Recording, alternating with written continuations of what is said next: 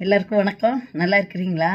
ஒரு சிறந்த மனநல நிபுணர். அவர் எல்லா அவார்டும் வாங்கியிருக்கிறாரு.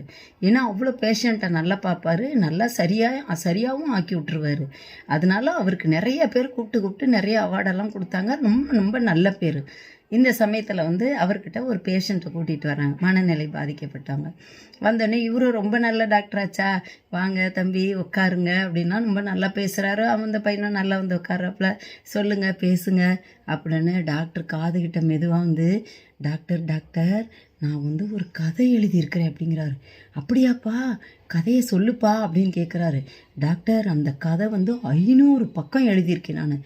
அடே அப்பா பரவாயில்லையே, 500 பக்கம் எழுதியிருக்கிறியா? சரிப்பா அந்த கதையை டாக்டர் நான் சொல்லட்டுமா உங்களுக்கு? சரிப்பா சொல்லு, நான் கேட்குறேன். அதுக்கு தானே இருக்கு. இவர் தான் ரொம்ப நல்ல டாக்டராச்சே, நம்மள மாதிரிலாம் இல்லை, அவர் ரொம்ப பொறுமையானவர், ரொம்ப நல்லவர். அதனால் சரிப்பா சொல்லு.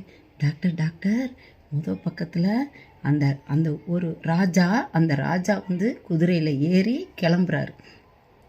கிளம்பிப்பா அடுத்தது அவர் போய் பக்கத்தூரில் சேர்றாரு. பக்கத்தூரில் சேர்ந்துட்டாரு. அப்புறம் அடுத்தது அவ்வளோதான் டாக்டர், கதை முடிஞ்சு போச்சு. என்னப்பா 500 பக்கம் என்னப்பா எழுதுன அப்படின்னா, 500 பக்கமா டாக்டர், கிட்டக்க வாங்க நான் சொல்கிறேன் அப்படின்னு.